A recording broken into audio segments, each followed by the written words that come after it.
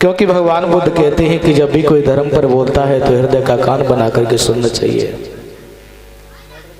न जाने कौन सा शब्द मेरे जीवन को बदल दे।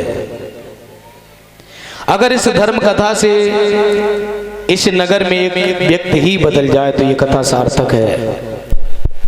कोई परिवर्तन नहीं है, कोई बदलाव नहीं है, तो इससे कुछ लाभ न होने वाला नहीं है। सेट करो यार भैया, सही चल लो यार।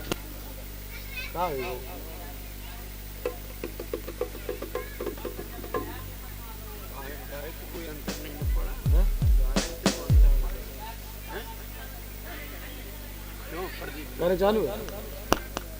प्रेम से बोली भगवान बुद्ध की। अगर डिस्टर्ब हो रही तो जनरेटर चलने दो।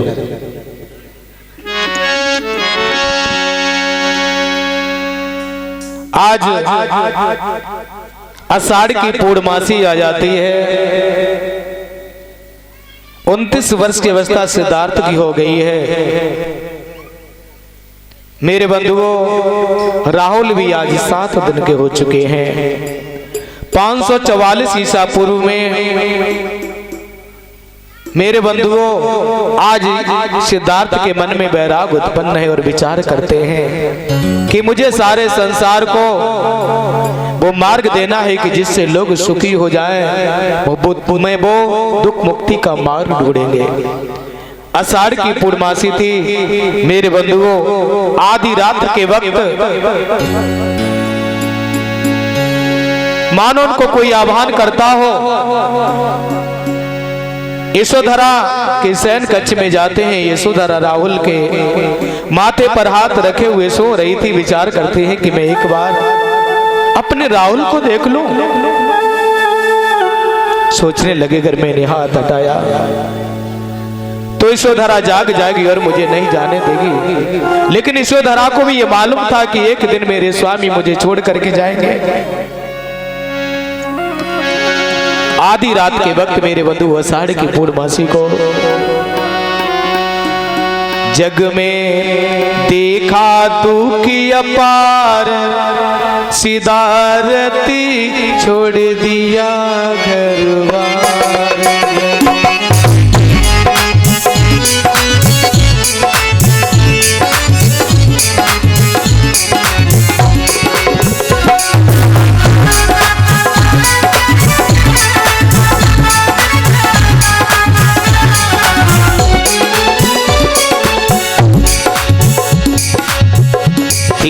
आषाढ़ पूर्णमासी चल बनेंगे हम सन्यासी।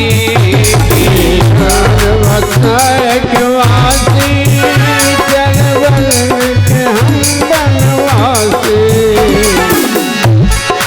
ऐसा मन में किया विचार। सिद्धार्थी छोड़ दिया घरबार। ऐसा मन में किया विचार।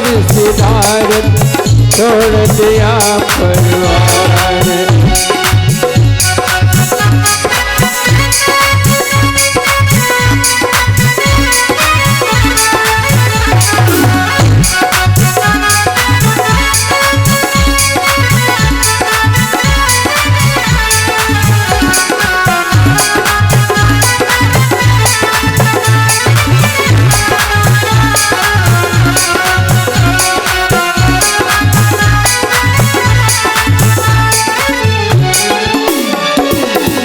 आज अपने सोते हुए राहुल जिसकी उम्र मात्र 7 दिन की है,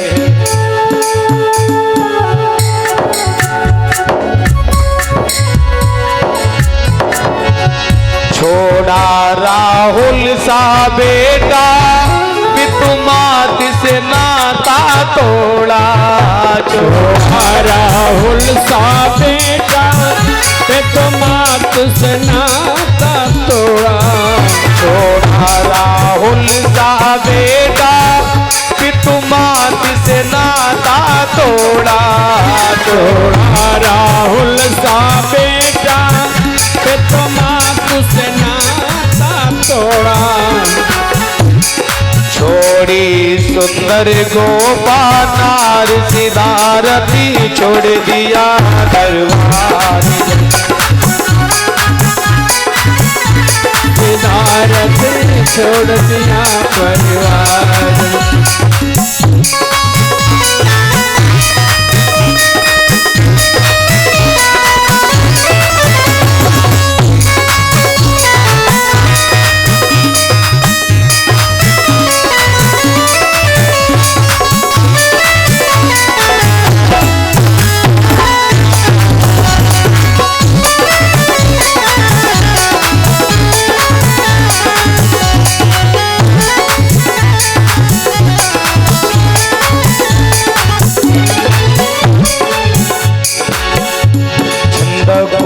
जाई जगाया कंथक घोड़ा मंगवाया। चंदक को जाए जगाया कंथक घोड़ा मंगवाया। चंदक को जाई जगाया कंथक घोड़ा मंगवाया। कंथक को जाए जगाया कंथक घोड़ा मंगवाया। हो गए घोड़ा पे यशवार सिदारती छोड़ दिया घरवार। घोड़ा पर असवार सिदारा छोड़ दिया घरवार।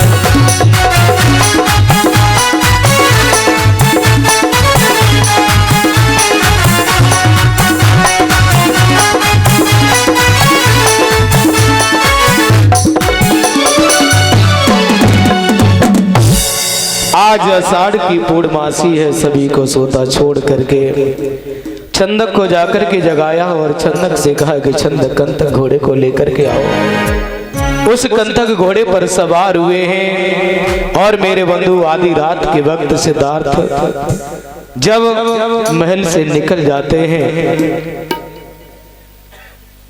कपिल वस्तु से अनुप्रिया गांव से राजगिरी 30 योजन चले हैं, नदी अनोमा पर आए हैं, तब तक सुबह हो जाती है और एक शिकारी के द्वारा उन्होंने पीले वस्त्रों को लिया है, तलवार से उस खड़ग से अपने केशों को काटा है, मुकुट में रख कर के आकाश के मार्ग पर फेंका। वेस्टर्न चूड़ामण चैत्य की जहां पर स्थापना हुई और चंदक से कहा कि चंदक तुम ऐसा करो, इस कंथक घोड़े को लेकर के जाओ और महाराज को कह देना कि तुम्हारे पुत्र ने बैराग ले लिया है। चंदक कहने लगे नहीं भैया, अरे मुझको भी साथ में लेके चलो, मैं भी तुम्हारे साथ में चलेंगे। कहने लगे तुम्हें मालूम है? कहा कि यहाँ मैं तुम्हें बगैर छोड़ करके नहीं जाएंगे, मैं भी तुम्हारे साथ में चलेंगे, मैं भी बैरागी हो जाएंगे। कहने लगे नहीं चंदक, तुम्हें महलों को जाना होगा और जाकर के महाराज से कहना होगा कि तुम्हारे पुत्र ने बैराग ले लिया है। जब तक मुझे संबोधि की प्राप्ति नहीं होती मैं लौट करके नहीं आएंगे। कहने लगे नहीं। कहा कि राजकुमार मुझको भी साथ में लेके चलो, मैं भी तुम्हारे साथ में चलेंगे, नहीं तो कटार मार करके मैं अपने आप को खत्म कर देंगे। कहा कि नहीं, ऐसा मत कहो चंदक, अरे बिछुड़ना तो सत्य है, क्या मौत मुझे अलग नहीं करेगी? अरे मौत भी तो व्यक्ति को व्यक्ति से जुदा कर देती है। एक दिन मिलके बिछड़ जाए, एक दिन ऐसी दुनिया की रीत तेरे रीत तेरे। एक दिन मिलके बिछड़ जाए,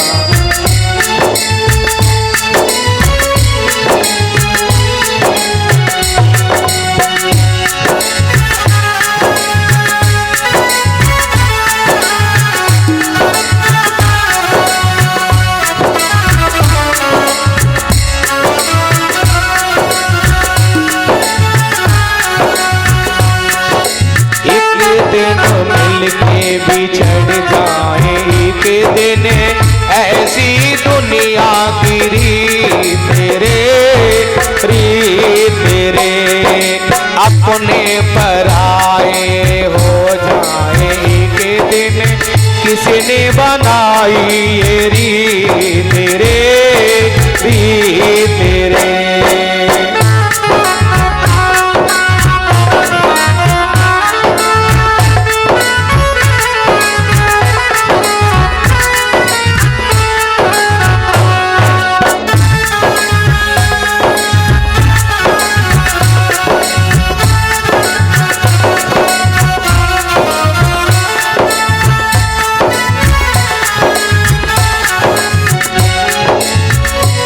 ये रिश्ते ये नाते जो दिल से जुड़े, इन पल में जमाना बदलता है क्यों, बदलता है क्यों।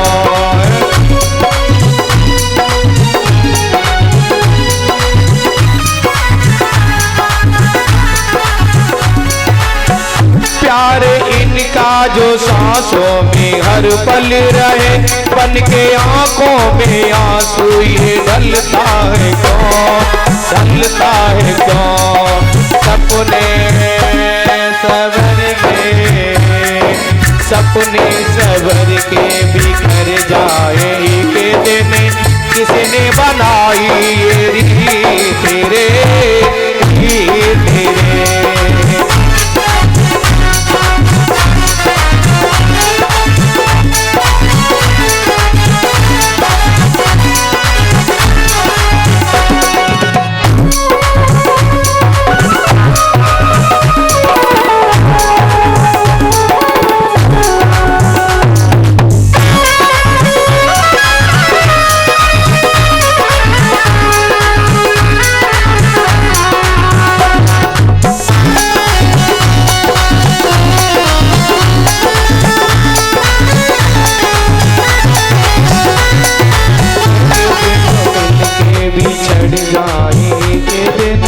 ऐसी दुनिया की रीत रे रीत रे।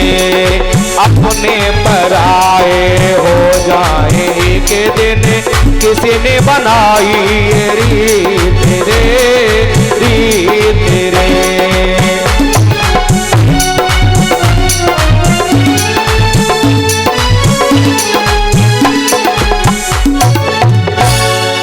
आज चंद कहने लगे क्या कहना चाहते हो सिद्धार्थ। सिद्धार्थ ने जवाब दिया है कि बिछुड़ना तो सबसे है, क्या व्यक्त को मौत भी कितने भी भाई भाई को जुदा कर देती है। पिता पुत्र से बिछुड़ जाता है, बहन बहन से जुदा हो जाती है। अरे बिछुड़ना तो सबसे है, एक दिन सभी को जाना है। कहने लगे नहीं हे राजकुमार, मुझको साथ मिलने चलो। मैं तुम्हारे बगैर नहीं जाऊंगा। मैं महाराज को कैसे कहेंगे कि तुम्हारा पुत्र तुम्हें छोड़ करके चला गया, इसलिए ऐसा करो मुझे भी साथ में ले चलो राजकुमार। कहने लगे नहीं, अरे तुम्हें जाना होगा चंदक। आज कंतक घोड़े की ओर देखा, कंतक घोड़े की आंखों से आंसू झलक रहे हैं, क्योंकि जिस दिन सिद्धार्थ का जन्म हुआ उस दिन कंतक घोड़े का भी जन्म हुआ था, चंचक का भी जन्म हुआ। सिद्धार्थ ने कंतक घोड़े की पीठ पर हाथ फेरा और कहा कि मित्र तुमने बहुत साथ दिया। कहते हैं कि कंतक पर कोई और नहीं बैठा था, सिर्फ और सिर्फ सिद्धार्थ ने ही सवारी की। आंखों में आंसू भर आए, कहने लगे राजकुमार मैं तुमको छोड़ करके नहीं जाएंगे। कहा कि जाना होगा तुम्हें और तुम जाओ।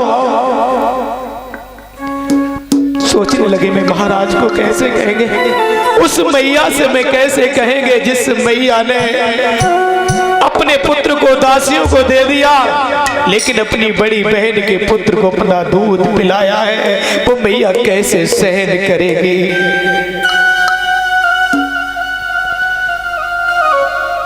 आंखों में आंसू भर आए, रोने लगे, कहने लगे कि जाओ चंदक कंतक घोड़े को भी ले जाओ।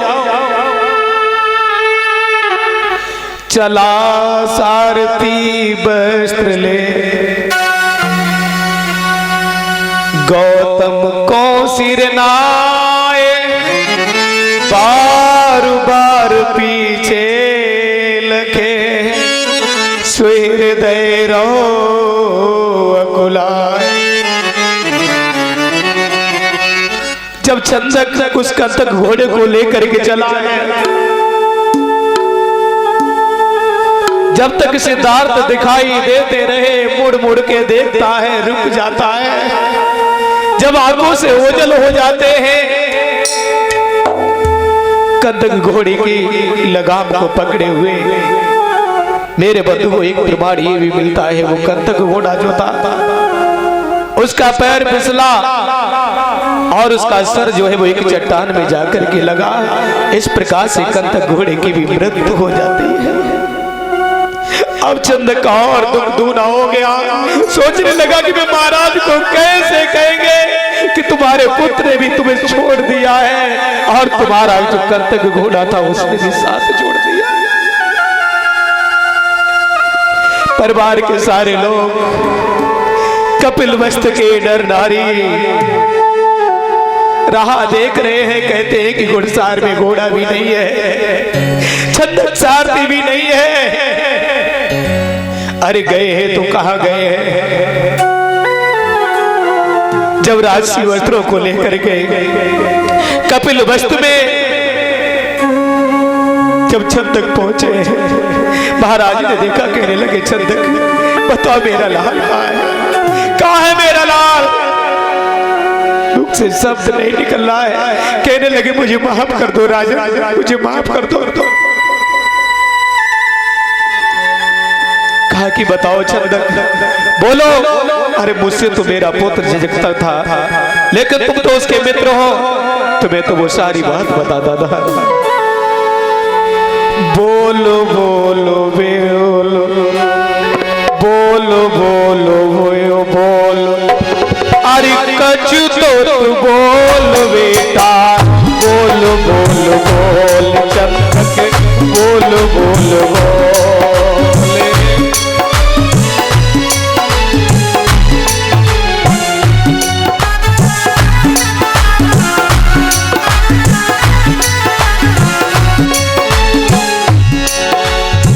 बोलो बेटा छंदक बोलो, कागो कुमारी हजारी, बोलो बेटा छंदक बोलो, कागो कुमारी हजारी, बोलो बेटा।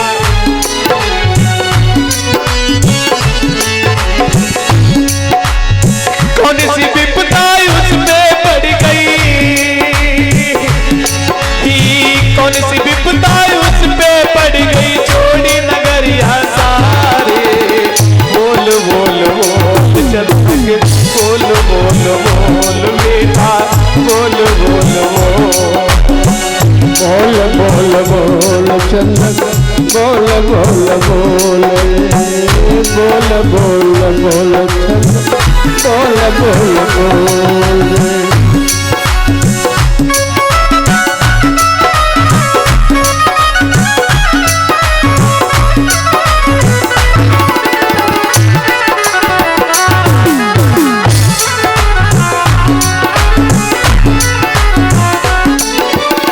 बोलो चंदक, अरे कुछ तो कहोगे, तुम्हारा वो मित्र था, अरे तुम्हें तो हर बात बताता था मेरा राजकुमार।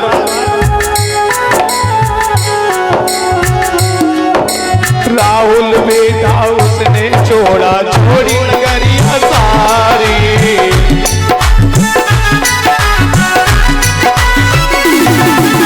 राहुल बेटा उसने छोड़ा, छोड़ी गोपालारी। राहुल बेटा उसने छोड़ा, छोड़े गोपालारी। उसने अपनी मौसी छोड़ी, उसने अपनी मौसी छोड़ी, जो है पालनहारी। बोल बोल बोल बेटा, बोल बोल बोल चंदक, बोल बोल बोल।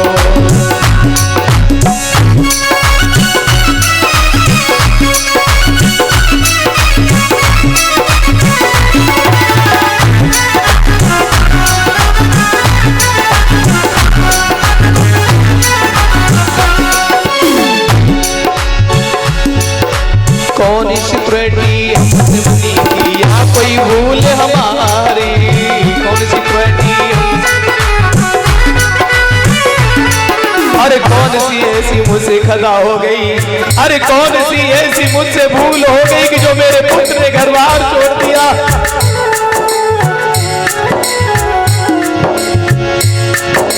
कौन त्रुटि हमसे बन गई थी या कोई भूल हमारी, कौन त्रुटि हमसे बन गई थी ना कोई भूल हमारी। ए चंदक तुमसे कह के गया कुछ, चंदक कह के गया ये कुछ, हाँ बोलो तुम्हारे हजारे, बोल बोल बोल बेटा बोल बोल बोल चंदक।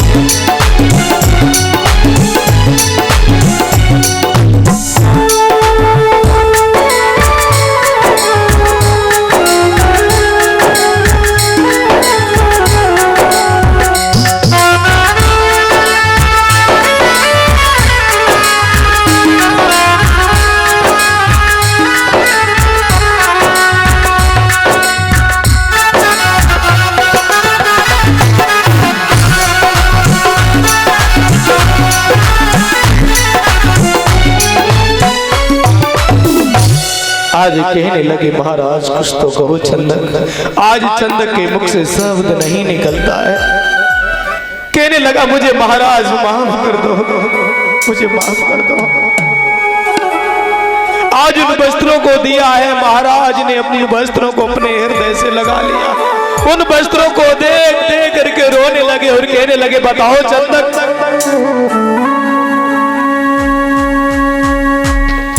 रो करके चंदक कहे सुनो लगा कर ध्यान, हम सबको वो छोड़ कर करने गए हैं ज्ञान। मरण बुढ़ापा रोगी का है जग में संताप, किस कारण दुख होते हैं लिया इसीलिए संन्यास। जवाब दिया है कि जब तक मृत्यु क्यों आती है, बुढ़ापा क्यों आता है, रोग क्यों सताता है, जब तक मुझे बोध नहीं हो जाएगा तब तक मैं लौट करके वापस नहीं आएंगे। ये हमसे कह के गए सिद्धार्थ, मैंने बहुत मनाया लेकिन मेरी बात को नहीं माना। आज मैया प्रजापति गौतमी कहने लगी कि दुनिया के लोग जाने क्या कहेंगे कि कुछ मौसी ने कह दिया होगा, इस वजह से सिद्धार्थ ने घर छोड़ दिया।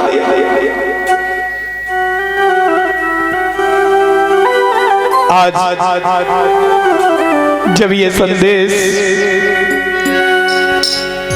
यशोधरा ने सुना है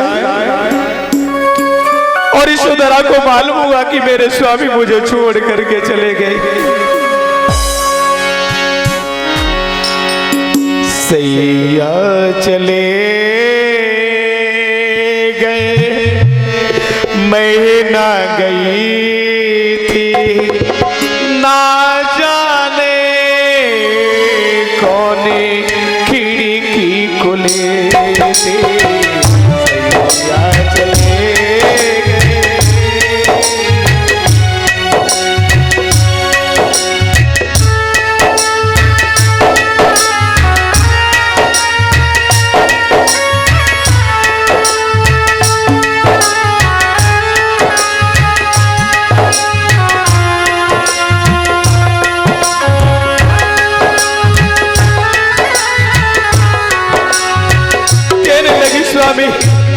ये तो मालूम था कि तुम जाओगे लेकिन इस तरीके से जाओगे नहीं मालूम था।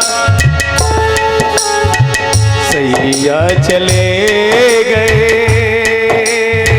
मैं ना गई थे, ना जाने कौन खिड़की खुली, सैया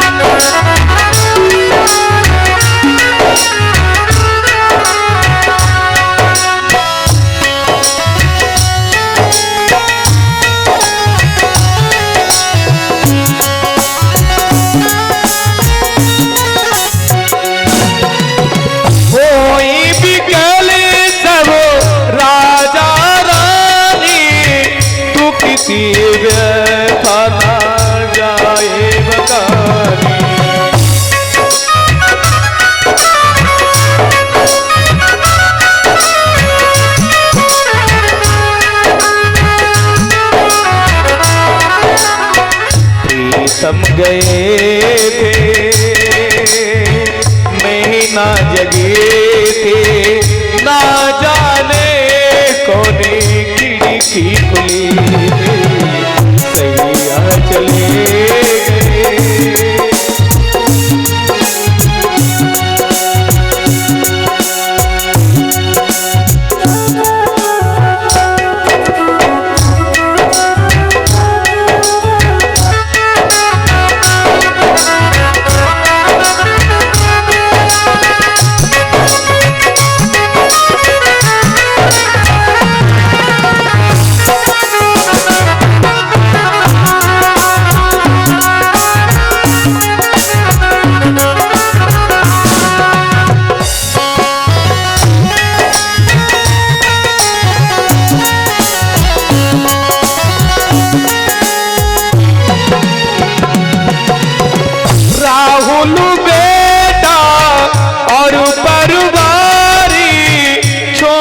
चले तुम पिता ममतारी,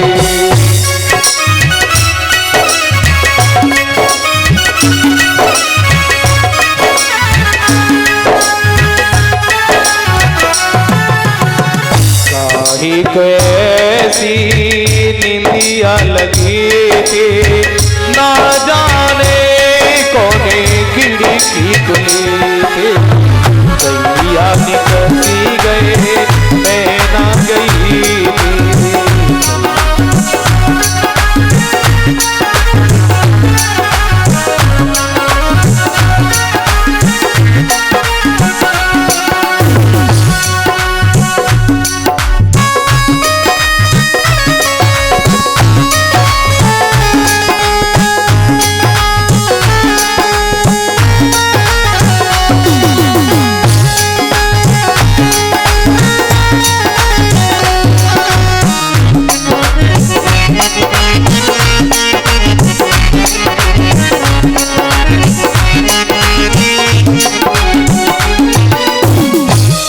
आज जब ये मृत्यु क्यों आती है, बुढ़ापा क्यों आता है, रोग क्यों सताता है, जब तक मुझे बोध नहीं हो जाएगा तब तक मैं लौट करके वापस नहीं आएंगे। ये हमसे कह के गए सिद्धार्थ, मैंने बहुत मनाया लेकिन मेरी बात को नहीं माना। आज मैया प्रजापति गोत्री कहने लगी कि दुनिया के लोग जाने क्या कहेंगे कि कुछ मौसी ने कह दिया होगा, इस वजह से सिद्धार्थ ने घर छोड़ दिया।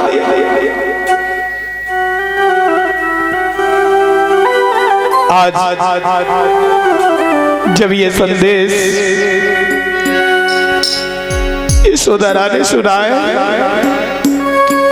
और यशोधरा को मालूम हुआ कि मेरे स्वामी मुझे छोड़ करके चले गए,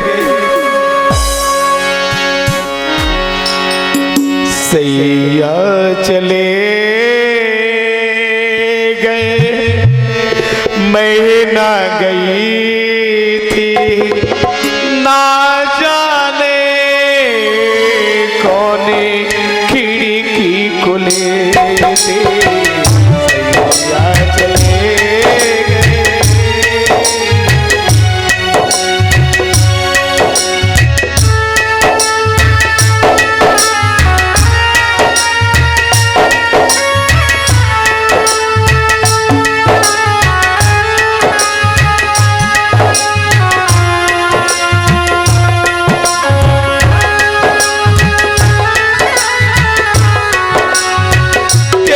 स्वामी, ये तो मालूम था कि तुम जाओगे लेकिन इस तरीके से जाओगे नहीं मालूम था।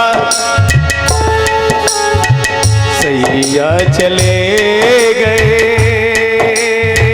मैं ना गई थे, ना जाने कौने खिड़की खुली, सैया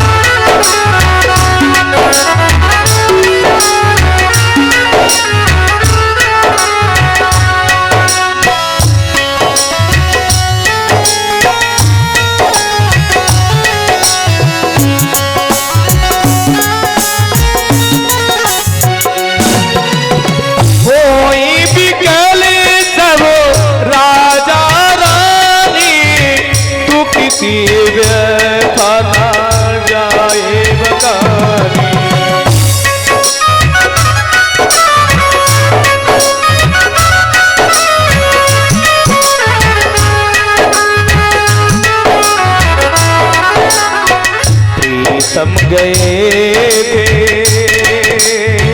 महीना जगे थे, ना जाने कौन खिड़की खुली, सैया चले गए।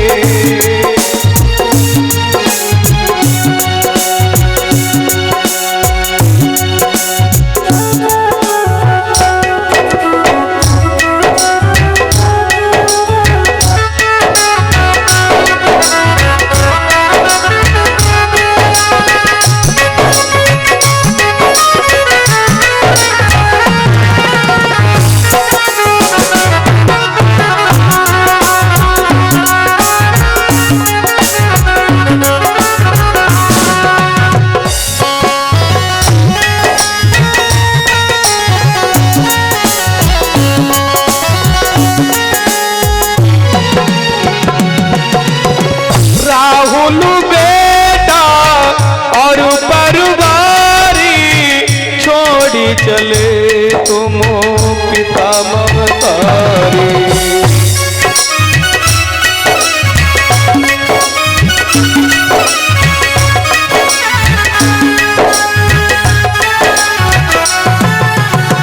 काहे को ऐसी निंदिया लगी थी, ना जाने कौन खिड़की खुली थी, सैया निकली गए मैं ना गई थी।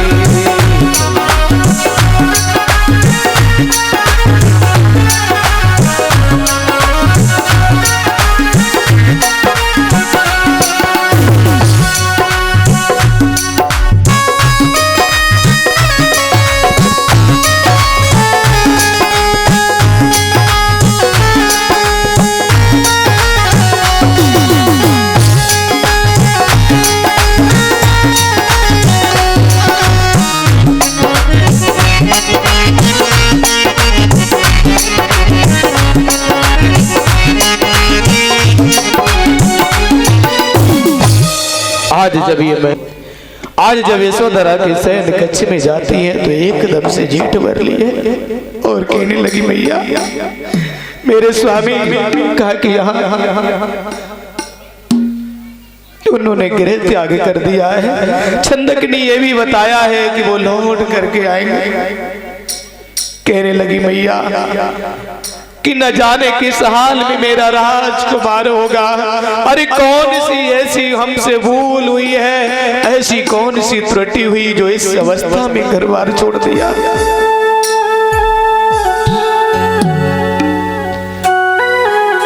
आंखों में आंसू भर आए। मैया ने यशोधरा को सांत्वना बनाई है कि बेटी, छंदक ने यह भी बताया है कि वो लौट करके आए।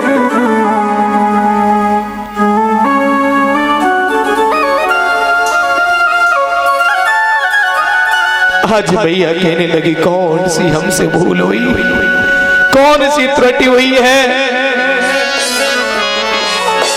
क्या खता थी मेरी जो ये धोखा दिया, क्या खता थी मेरी जो ये धोखा दिया। किया है गृह त्याग लाला ये क्या किया।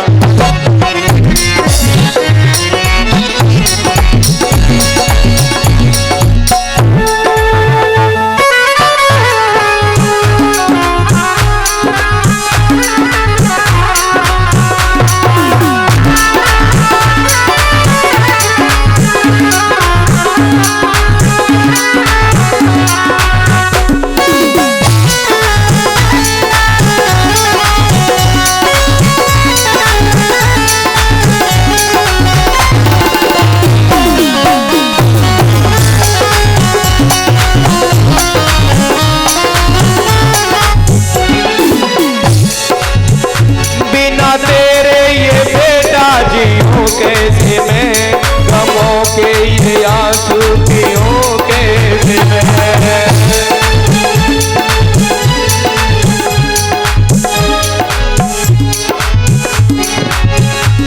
बुझाओ ना कुल का ये तुमने दिया, बुझाओ ना तुम ये हाँ कुल का दिया।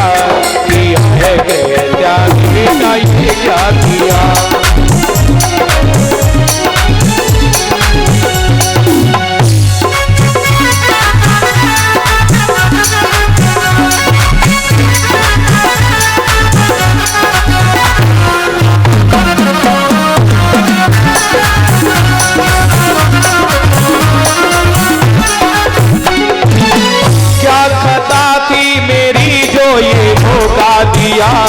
किया गृह त्याग बेटा ये क्या किया।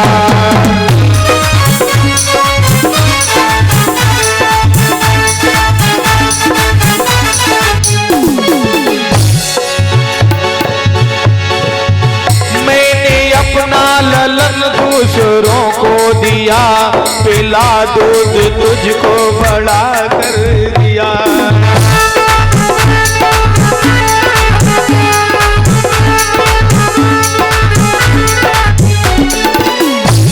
बुझाओ ना तुम ये कुल का दिया, किया है गृह त्याग बेटा ये क्या किया।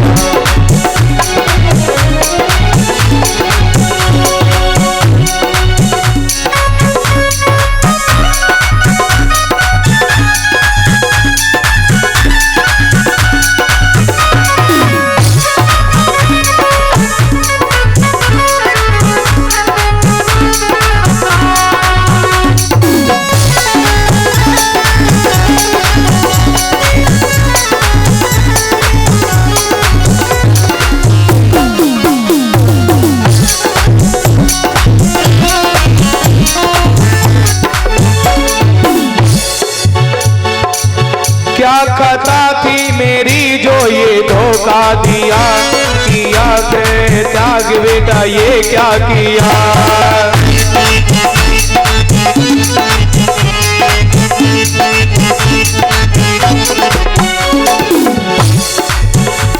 बुझाओ ना मेरे ये कुल का दिया, किया गृह त्याग बेटा ये क्या किया।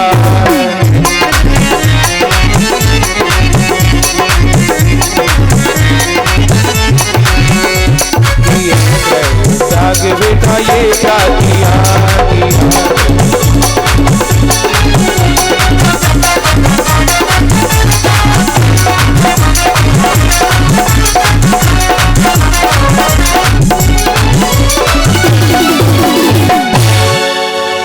को माँ प्रजापति गौतमी समझाते हैं, वो आषाढ़ की पूर्णमासी थे। 29 वर्ष की अवस्था में जिसे पाली में महानिष्क्रमण कहा जाता है, यानी त्याग ही सबसे बड़ा सिद्धार्थ का गृह त्याग हुआ और 29 वर्ष की अवस्था में उन्होंने त्याग किया। मेरे बंधुओं, और वो उस खोज की तलाश में संसार में क्यों दुख है, दुख से कैसे मुक्ति पाई जा सकती है। आज योगी राज सिद्धार्थ जगह जगह जाते हैं और मेरे बंधुओं उस सत्य को खोजने के लिए वो प्रयास करने लगे। प्रेम से बोली भगवान बुद्ध की।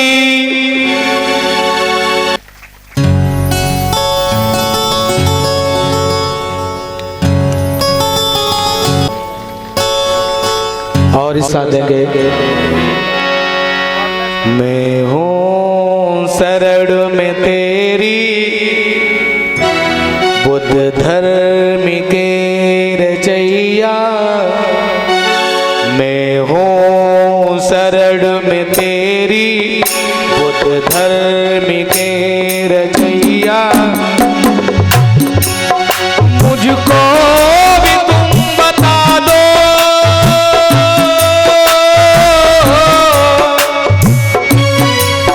मुझको भी तुम बता दो, भगवान की डगरिया।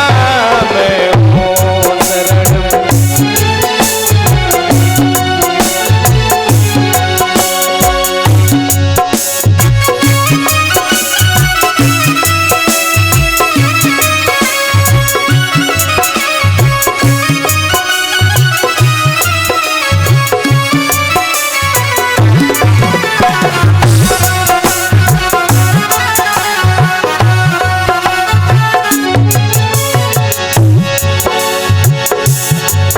जब आदमी को सुख होता है, जब आदमी को डर होता है तो भय होता है। कभी नदी की सड़ में जाता है, कभी वृक्षों की सड़ जाता, कभी पर्वतों की सड़ जाता है। लेकिन संसार में अगर कोई शरण है तो वो बुद्ध की शरण है, वो धम्म और संघ की शरण है। मेरी अरदास सुन लीजिए, तरसी कुमार को दीजिए, तरसी कुमार को दीजिए।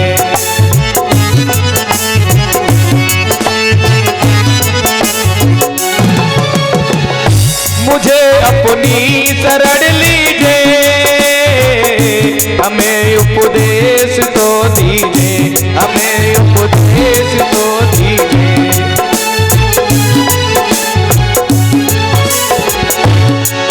पतवार थाम लो तुम,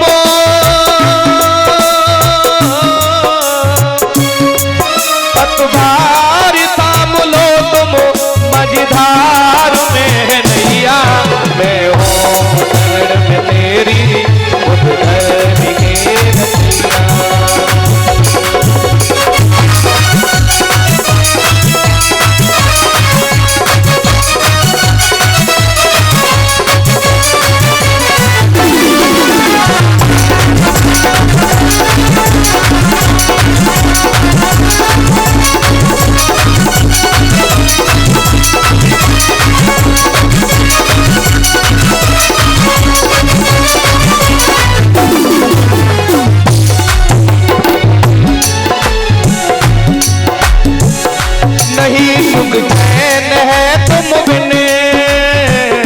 जगत बेचैन है तुम बिन, जगत बेचैन है तुम बिन।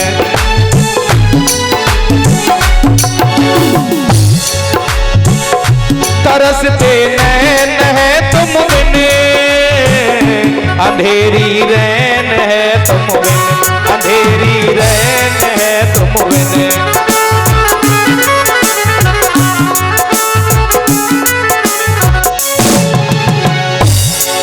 मेरी जिंदगी में भर दो,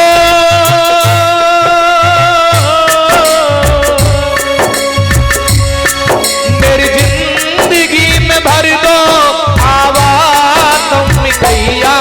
मैं हूँ शरण में तेरी, खुद धर्म के रचैया।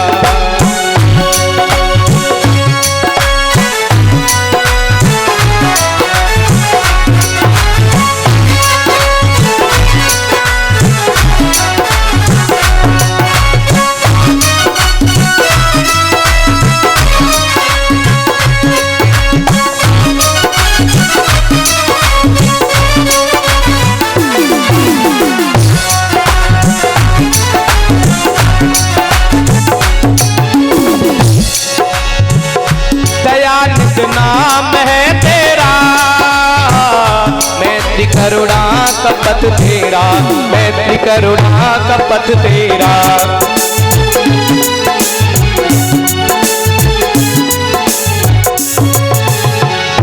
बने जीवन सुखद मेरा, कटे जीवन का भव फेरा, कटे जीवन का भव फेरा।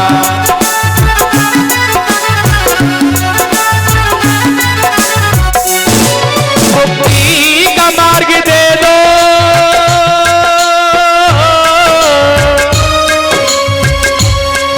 मुक्ति का मार्ग दे दो, धम्म चक्र के चलैया।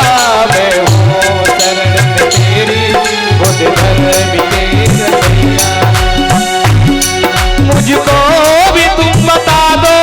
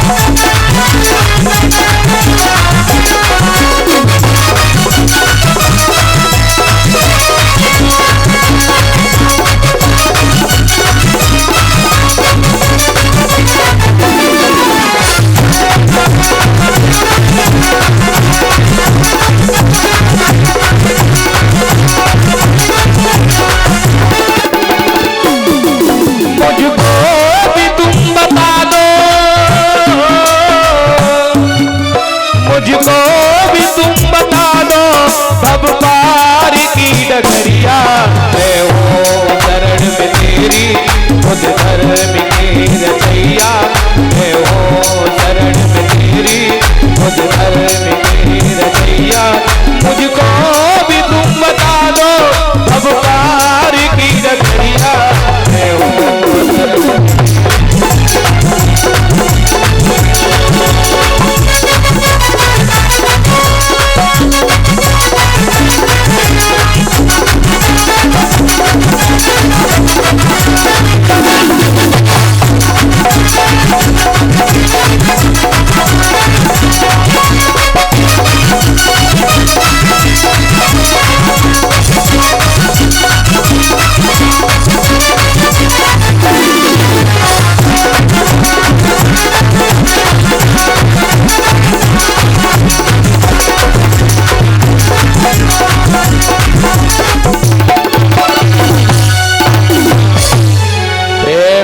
भगवान बुद्ध की, प्रेम से बोली भगवान बुद्ध की। लोग कहते थे फर्क क्या है, कथा वहां पर भी होती, कथा यहाँ पर भी होती है।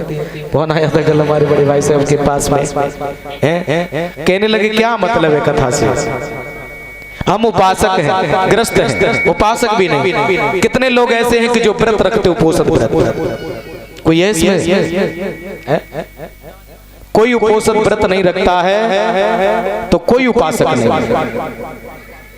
हम ग्रस्त हैं, और ग्रस्त भी दो प्रकार के होते हैं। एक साधारण ग्रस्त कि जो बहुत सारे ऐसे लोग तुम्हें मिलेंगे कि जो न हिंसा करेंगे, न चोरी करेंगे, न व्यभिचार करेंगे, पांचों सील उनके पवित्र होते हैं, लेकिन वो सीलों के बारे में नहीं जानते, या बुद्ध या धम्म या संघ की वो शरण गए हुए नहीं होते हैं, उनकी शरण उन्होंने नहीं ली है, और जो त्रितुनों की शरण नहीं जाता है वो साधारण ग्रस्त है।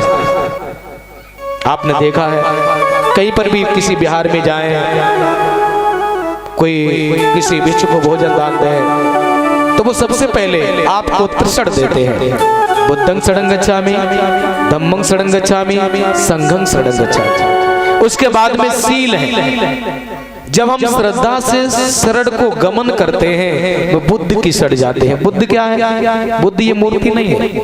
बुद्ध जो ऐसे गुणों से जो भरपूर है, महामैत्री, महाकरुणा, महाप्रज्ञा, महाविशुद्धि, ऐसे गुणों से असीम अमर्यादित जिसके अंदर मैत्री है, किंच भर भी उनके मन में किसी भी प्राणी के प्रति द्वेष नहीं है, मैत्री है। मैत्री से भरा हुआ जिसका मन है अमर्यादित। हम मैत्री करेंगे पड़ोसियों से करेंगे, जान पहचान के उनसे करेंगे, रिश्तेदार वालों से करेंगे, लेकिन सभी के लिए जब मैत्री की भावना होती है, भगवान बुद्ध ने मैत्री को सबसे श्रेष्ठ बताया है। एक बार आनंद ने कहा भगवान ये मित्रता आधा धर्म है? कहने लगे नहीं आनंद, ये मित्रता ही संपूर्ण धर्म है। मित्रता ही संपूर्ण धर्म है। जहाँ पर मैत्री है, और मैत्री एक दिन में नहीं हो जाती है। जब हम जिसके सानिध्य में रहते हैं, असीमित अमर्यादित जिसके अंदर मैत्री है, ऐसे गुणों से जो परिपूर्ण है वो बुद्ध है। करुणा, करुणा, दया। दया क्या होती है? किसे दया कहते हैं?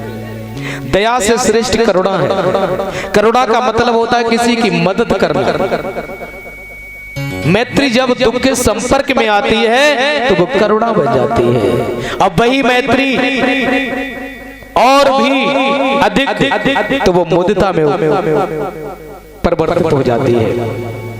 करुणा का मतलब है कि दुखी किसी व्यक्ति को देख करके उसकी सहायता करना, उसको मदद करना। और केवल दुखी व्यक्ति को देखा मेरे मन में भाव आ गया ये बेचारा दुखी है, ये दया है। करुणा का दुश्मन दया है, और दया का दुश्मन क्रोध है। कहेंगे मर जाने तो हमारे घर का नहीं है। करुणा जब हम किसी की मदद करते हैं, आज उन्होंने घर छोड़ दिया, क्यों? क्योंकि संसार में देखा कि लोग दुखी हैं, क्या जरूरत थी? तो जो करुणा से जो भरपूर है, अमर्यादित जिसके अंदर करुणा है, मुदिता जो दूसरों का सुख देख करके जिसके अंदर बिल्कुल भी ईर्षा नहीं है।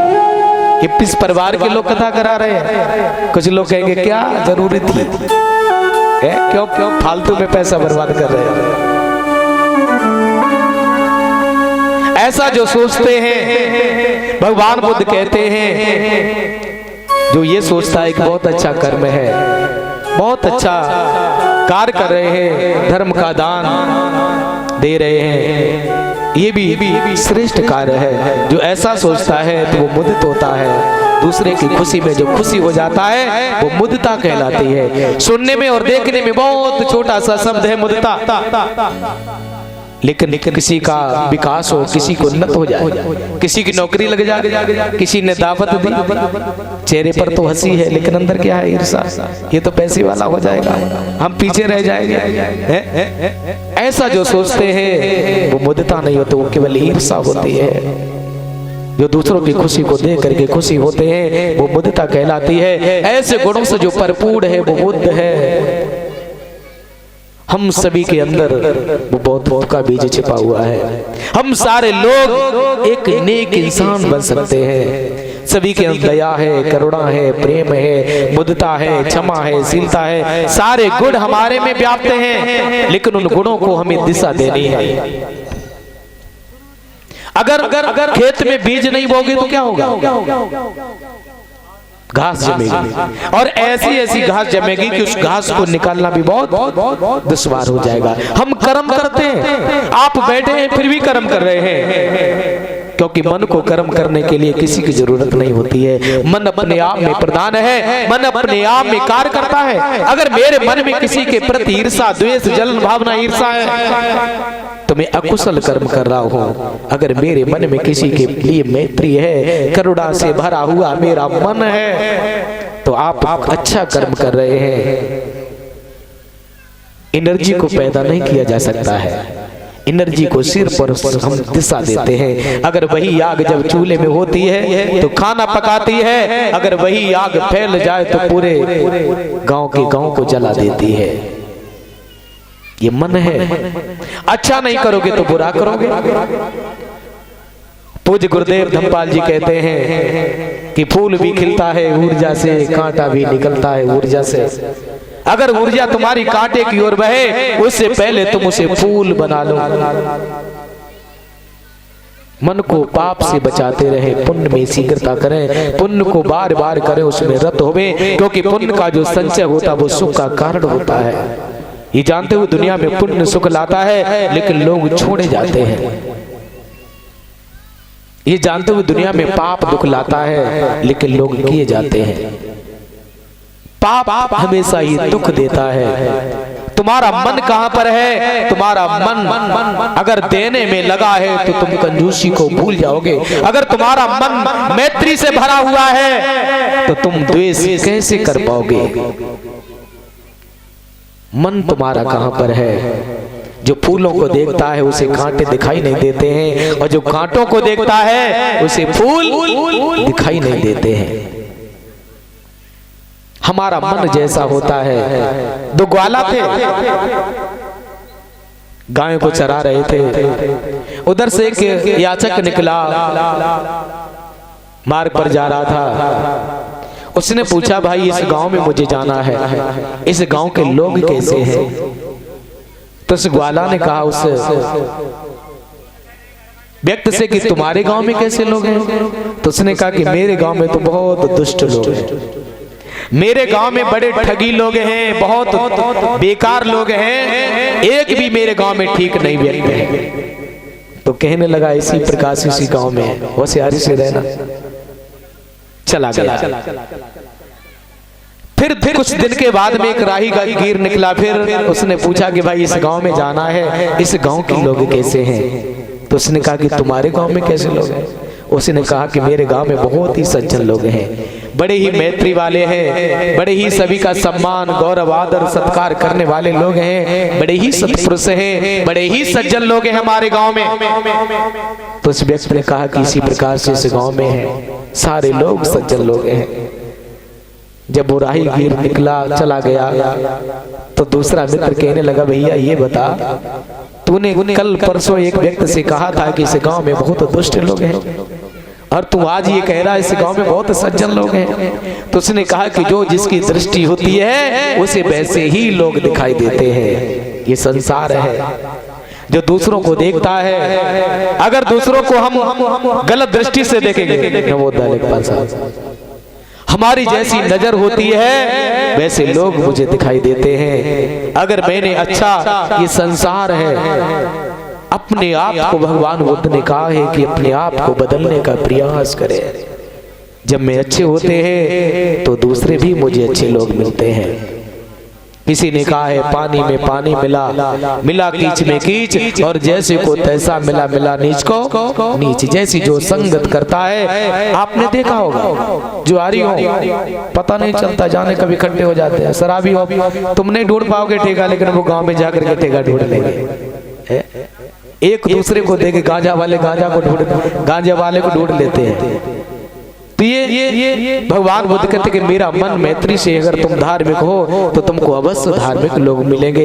इसलिए बुद्ध कहते हैं कि अपने आप को बदलने का प्रयास करें, तुम्हें कोई नहीं बदलेगा। भगवान बुद्ध कहते हैं कि जीवन तुम्हारा है, तुम्हें ही जीना है, मुझे नहीं जीना है। तो योगी राज सिद्धार्थ ने 29 वर्ष की अवस्था में घर बार छोड़ दिया और वो राजगिरी में जाकर के पहुंचे हैं। सुंदर पहाड़ियों से घिरा हुआ वो राजगिरी का उपवन क्षेत्र, वो पिगुलगढ़ी, भैरवगिरी, ऐसी 5 पहाड़ियों से जो घिरा हुआ वहां का क्षेत्र है, बड़ा ही आनंद देने वाला है। और मेरे बंधुओं, इधर भी देवदत्त जो है वो यशोधरा के शयन कक्ष में गया। यशोधरा से कहा कि मैंने तुमसे कहा था स्वयंवर में आप मेरा चुनाव करें, लेकिन आपने सिद्धार्थ का चुनाव किया। मैंने कहा था कि एक दिन छोड़ करके चला जाएगा। यशोधरा कहने लगी, अरे मेरे भले ही स्वामी चले गए हैं, कोई बात नहीं है। कहने लगा, अभी भी कुछ नहीं बिगड़ा है। देवदत्त बोला, आप मुझे अपना लो। एकदम से यशोधरा ने उसको ललकारा, कहा कि दुष्ट तो यहाँ से भागा नहीं। और यशोधरा ने भी संकल्प लिया, अगर मेरे स्वामी वन में तपस्या करेंगे तो मैं महलों में रह करके उतना ही तप करूंगी।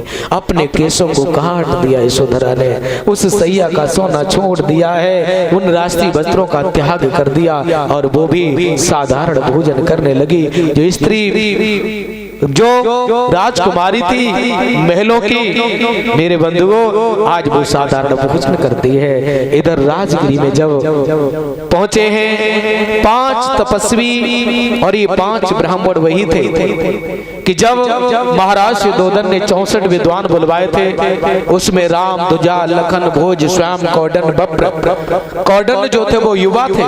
कौंडन के मित्रों के पुत्र असुजित, महानाम, बद्री और बप्र, ये 4 परव्राजक, उनके मित्रों के पुत्रों ने 4 ने हाँ कहा कि मैं चलेंगे, लेकिन 3 ने मना कर दिया कि मैं आपके साथ नहीं जाएंगे। तो कौंडन के साथ ही 5 परव्राजक जो हैं वो मिले हैं और सभी मेरे बंधुओं साथ में रहने लगे। महाराज बिंबिसार को जब ये संदेश मिला है कि एक युवा ने एक घर बार छोड़ दिया है, जिसकी उम्र मात्र युवा है, महाराज बिंबिसार को कहा कि हे राजन, मैंने ये भी पता लगाया है कि महाराज सुयोधन के पुत्र जिन्होंने घर बार छोड़ दिया है 29 वर्ष की अवस्था में अपनी पत्नी को, अपने बेटे को छोड़ दिया है। सभी परिवार के लोगों से वो छोड़ करके उनको आए हैं, उनसे मुख मोड़ करके आए हैं। तो महाराज बिंबिसार भी जब मेरे बंधु सिद्धार्थ से मिलने के लिए जाते हैं, उस समय ध्यान में बैठे हुए थे, आवाज लगाई और कहने लगे कि तुमने इस अवस्था में घर बार छोड़ दिया। तो जवाब दिया है कि जहां तक भी मैंने देखा मुझे कोई सुखी नहीं दिखाई दिया और उस सत्य की खोज में मैं निकला हूँ। मेरे बंधुओं, आज महाराज बिंबिसार कहने लगे कि ऐसा करो, तुम मेरा आधा राजपाट ले लो और या तो तुम अपने महलों को वापस चले जाओ। कहने लगे कि महलों को भी हम वापस नहीं जाएंगे। मैंने बड़ी ही सोच और समझ करके इस मार्ग पर मैंने कदम रखा है। मेरे बंधुओं, कहा कि सोचो और समझो, जिस राज्य पर सत्ता नहीं होती वहां की जनता मनमानी करती है, चोर शराबी जुआरी गुंडे लफंगे इत्यादि पैदा होते हैं, इसलिए राजा का भी होना बहुत जरूरी होता है। कहने लगे कि मैं आपकी बात से सहमत हूँ, लेकिन मैंने अब इस मार्ग पर मैंने कदम रख लिया है, अब इस मार्ग को छोड़ करके मैं बिल्कुल भी नहीं जाएंगे। तरह तरह से समझाने का प्रयास किया है। मेरे बंधुओं, कहा कि जो आप मुझे राज्य देना चाहते हैं, ये राज्य भी नाशवान है, मिट जाने वाला है। भाई बहन पिता पुत्र जितने भी रिश्ते नाते हैं सभी खत्म होने वाले हैं। मैंने बड़े ही सोच और समझ करके इस मार्ग पर मैंने कदम रखा है। समझ कर सोच कर मैंने, समझ कर सोच कर मैंने कदमों मां रघु पे रखा। समझ कर सोच कर मैंने, कहने लगे कि मैंने बड़ा ही चिंतन किया और इस मार्ग को मैंने चुना है। समझ कर सोच कर मैंने कदमों मां रघु पे रखा। समझ कर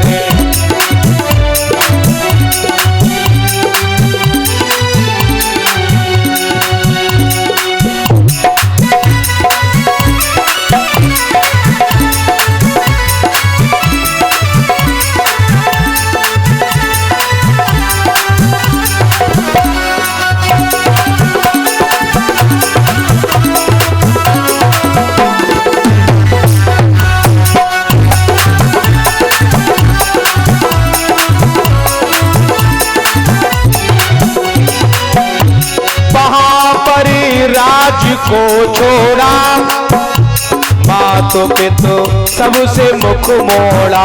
वहां पर राज को छोड़ा, बातों पे तो सबसे मुख मोड़ा। आपका राज पा करके, आपका राज पा करके मुझे क्या सुख मिले अच्छा।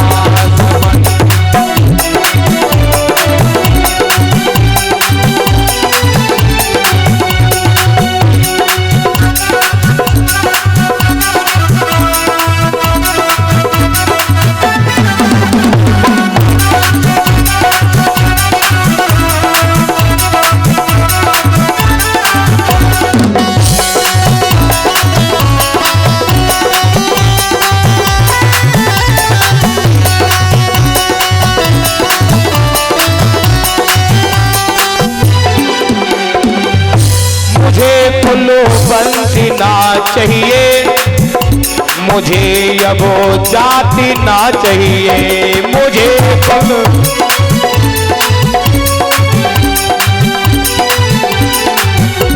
मैं तो बस प्रेम का भूखा, मैं तो बस प्रेम का भूखा, नहीं कुछ जात में रखा नहीं।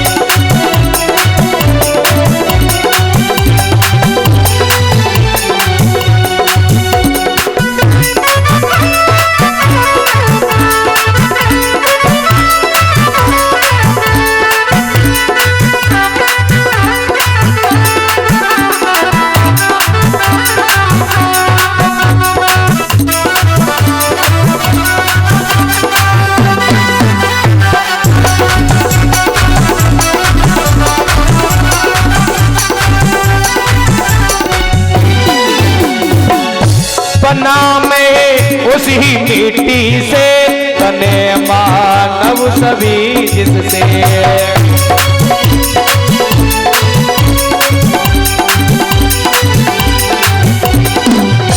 मुझे अब ज्ञान पाना है, मुझे अब ज्ञान पाना है, सुखी हो मानव सभी जिससे। मुझे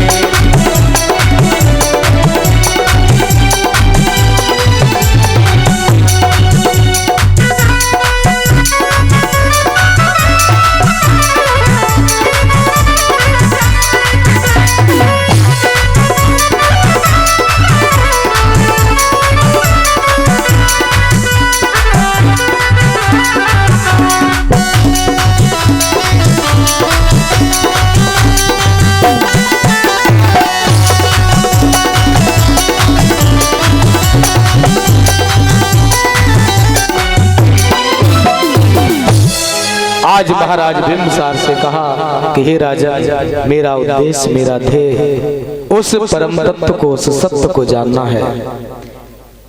तो महाराज ने कहा कि जब तुम्हें संबोधि प्राप्त हो जाए तो मेरे राज्य में जरूर आना। और महाराज लौट जाते हैं। मेरे बंधुओं, इधर पांचों तपस्वी बरसात, ध्यान, अत्याचार तरीके से शरीर को कष्ट पीड़ा देते हैं। बरसात के महीने जब व्यतीत हो गए तो कौंडिन्य ने कहा कि किसी गुरु के पास में चलते हैं। उस समय मेरे बंधुओं आलार कालम के पास में जब योगी राज सिद्धार्थ पंचवर्गीय ब्राह्मणों के साथ में पहुंचे हैं, आलार कालम के जब आश्रम पर पहुंचे तो आलार कालम ने कहा कि तुमने इस अवस्था में घर बार क्यों छोड़ दिया। लोग बूढ़े होते हैं तो घर छोड़ते हैं या विधुर हो जाए तब घर बार छोड़ते हैं। तो कहने लगे कि जहां तक भी मैंने देखा मुझे कुछ ऐसा सार्थक नहीं दिखाई दिया। कहने लगे जाल दुनिया के जब से निहारे नयन, छोटी जग से ये नाता हमारा गया।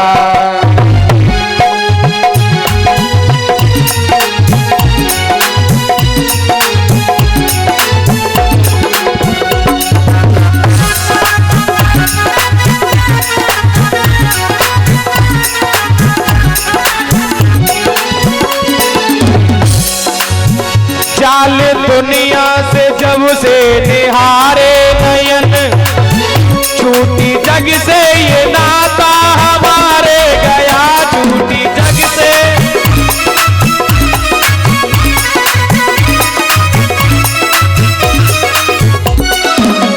कोई इच्छा परम तत्व पाने की है, इस हेतु ये वैराग्य धाया।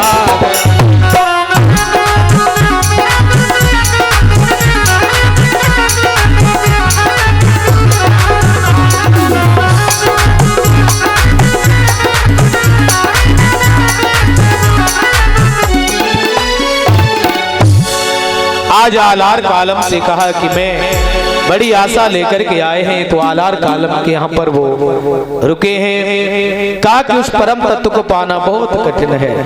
कहा कि जो भी आपका मार्ग हो मुझे बताओ। एक बार आलार कालम ने अपने शिष्यों से प्रश्न किया, बालू को मुट्ठी में लिया, पात्र में पानी भरा हुआ था, धीरे धीरे उस बालू को छोड़ा और कहा कि इसे योग के संदर्भ में क्या कहेंगे। तो एक उठा कहने लगा, गुरुवर मैं बताऊं? का बोलो। कहने लगा जब ये बालू के कण नीचे बैठ जाएंगे तो पानी स्वच्छ निर्मल पीने के योग्य हो जाएगा। सिद्धार्थ ने कहा मैं बताएं? कहा बताइए। आज सिद्धार्थ ने कहा कि जो बालू के जो कण हैं, ये लोभ, द्वेष और मोह जब ये मन से दूर जाते हैं तो निर्मल जल रूपी ध्यान प्राप्त होता है। आलार कालम ने कहा कि तुमने मेरे प्रश्न का सटीक जवाब दिया। योग दर्शन में पृथ्वी स्थूल है, सत्य है, कामना बस सब एक दूसरे में बन जाती है तो जीव की उत्पत्ति होती है, पेड़ पौधे इत्यादि। मन में उठी कामना ही सारी सृष्टि का निर्माण करती है। अगर आपके मन में ये विचार ना आया होता तो ये कथा क्यों होती? मन में उठी कामना ही सारी सृष्टि का निर्माण करती है, विचारों को जन्म देते हैं, विचार और कामनाओं को जन्म देते हैं और खेल जो है वो यूं ही चलता रहता है। फिर कहा कि इस मन को बस में कैसे किया जा सकता है? कहा कि श्वास के माध्यम से ही अपने मन को बस में किया जा सकता है। हम पूरे दिन श्वास को लेते हैं लेकिन हमें बोध नहीं होता कि मैं बाईं नाक का छिद्र से श्वास लेते हैं या दाईं नाक का छिद्र से श्वास लेते हैं। जब हम बाईं नाक का छिद्र से श्वास लेते हैं इसे एड़ा या सूर नाड़ी कहते हैं। जब हम दाईं नाक का छिद्र से श्वास लेते हैं तो इसे पिंगला या जो है चंद्र नाड़ी कहते हैं। ये नाड़ियां हमारे रीढ़ की ओर दोनों ओर स्थित हैं। इसमें एक तालमेल बैठाना यानी सूक्ष्मता को जगाना है। जब हम दोनों छिद्रों से लेते हैं तो उसे एड़ा नाड़ी कहते हैं। कहा कि श्वास के माध्यम से ही उस परम तत्व तक पहुंचा जा सकता है।